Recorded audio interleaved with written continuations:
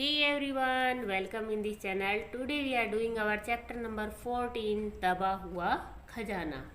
जैसा कि आपको नाम से ही पता लग रहा है कि हम किसी खजाने की बात कर रहे हैं जो दबा हुआ है, बट ऐसा ज़िंदगी में होता नहीं है।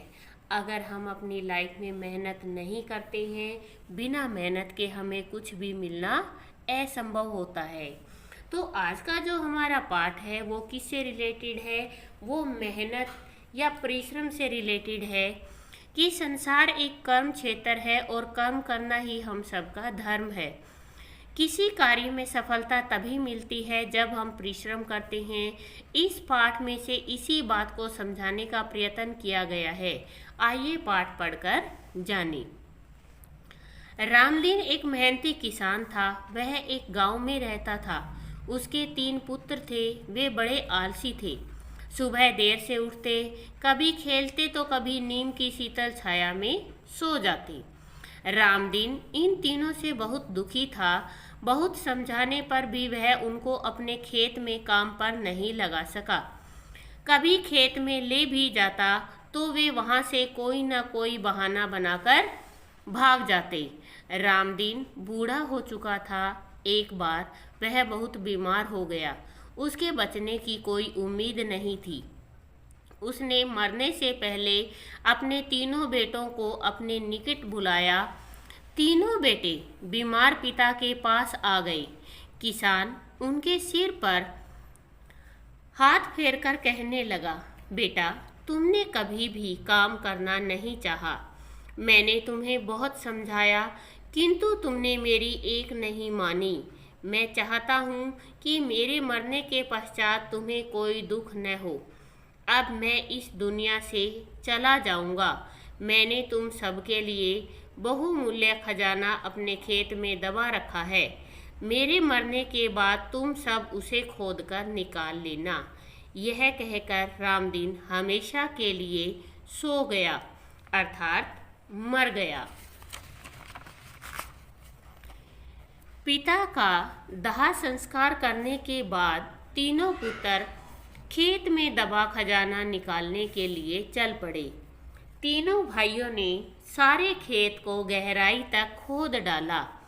उन्हें कहीं भी कोई खजाना न मिला। बेचारे थक कर बैठ गए। गांव का एक बूढ़ा व्यक्ति उधर से गुजरा। उसने लड़कों से उनकी उदासी का कारण पूछा। तीनों ने सारी बात बता दी। बूढ़ा बोला, खजाना नहीं मिला तो न सही, इस खेत में अब बीज तो बो दो। लड़कों ने वैसा ही किया। उस वर्ष जितना अनाज उनके खेत में पैदा हुआ उतना पहले कभी भी नहीं हुआ था। तीनों भाइयों को अब पिता द्वारा कही गई बात का अर्थ समझ में आ गया था कि परिश्रम से ही बहुमूल्य खजाने को प्राप्त किया जा सकता है, अर्थात परिश्रम ही सफलता की कुंजी है।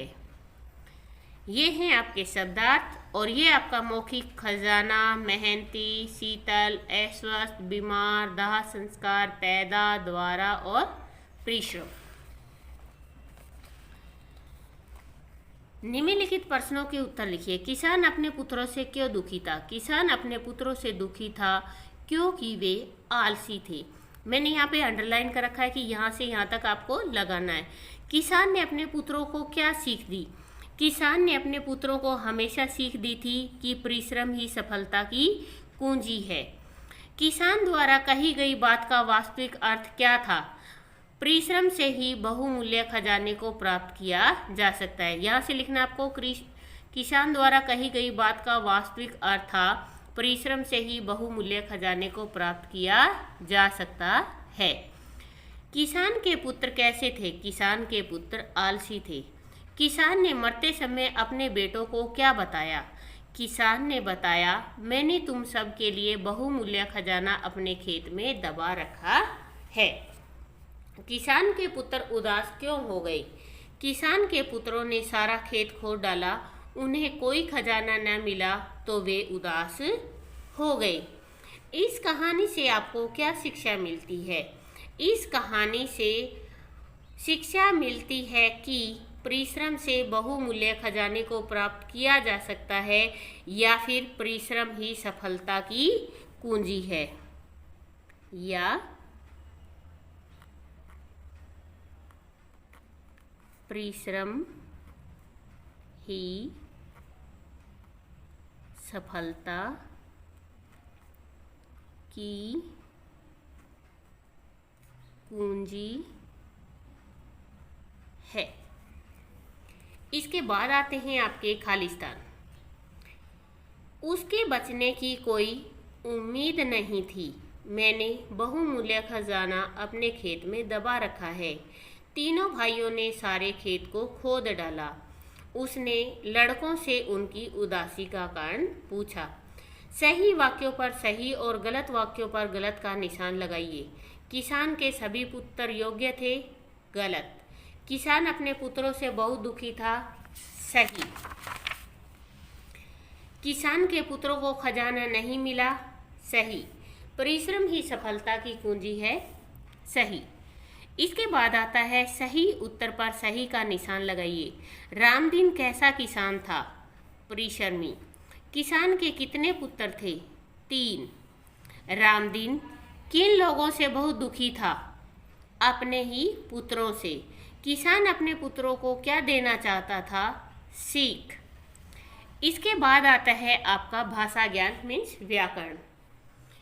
प्रतिदिन होने वाले को हम बोलते हैं दैनिक, 15 दिन में होने वाला पाक्षिक, प्रति सप्ताह होने वाला साप्ताहिक और हर मास होने वाला मासिक। इसी तरीके से आपको आंसर देने हैं। जो हमें पढ़ाते हैं अध्यापक, जो पढ़ता है विद्यार्थी, जहां हम पढ़ने जाते हैं स्कूल, जो लिखता है लेखक। नीचे शब्दों में से एक वचन बहुवचन शब्द छांटकर लिखिए। एक वचन और बहुवचन क्या होते हैं? सबसे पहले वचन, जिन संज्ञा शब्दों से हमें संख्या के एक या अनेक होने का पता लगता है उसे हम वचन कहते हैं। वचन 2 प्रकार के होते हैं, एक वचन और बहुवचन। एक वचन का मतलब होता है जिन संज्ञा शब्दों से हमें केवल एक वस्तु का पता लगता है उसे हम एक वचन कहते हैं, और जिन संज्ञा शब्दों से हमें एक से अधिक वस्तुओं का पता लगता है उसे हम बहुवचन कहते हैं। अब यहाँ एक वचन का मतलब है एक चीज़ और बहुवचन मतलब बहुत सारी। पेंसिल एक पेंसिलें, गन्ना गन्ने, चाबी चाबियाँ, लिपि लिपियाँ, ताला ताले, लौकी लौकियाँ, जूता जूते, संतरा संतरे। इसके बाद आती है आपकी एक्टिविटी। किसान के बेटे आलसी थे अथवा परिश्रमी। आपके विचार से आलसी व्यक्ति और क्या क्या करता होगा? ये आपको बताने कि किसान के बेटे आलसी थे या परिश्रमी, और अगर वो आलसी थे तो आलसी लोग और क्या क्या करते हैं। आपके विचार से यह कथन परिश्रम ही सफलता की कुंजी है कहाँ तक ठीक है? शिक्षक शिक्षिका से जानकारी प्राप्त कर छात्रों में चर्चा कीजिए। गेहूं, धान, चना, मटर आदि के बीज बोए जाते हैं। निम्नलिखित चित्रों को देखकर जो जमीन के ऊपर उगते हैं उन पर लाल रंग से, और जो जमीन के नीचे उगते हैं उन पर हरे रंग से गोला बनाइए। गाजर कहाँ उगती है? गाजर जमीन के नीचे उगती है, तो ये यहाँ नीचे उगती है, तो यहाँ पे कैसे लगाओगे? हरे रंग का गोला लगाओगे, मतलब जी या फिर हरा रंग। ये जमीन के ऊपर लगता है, यहाँ पे लाल रंग लगाओगे।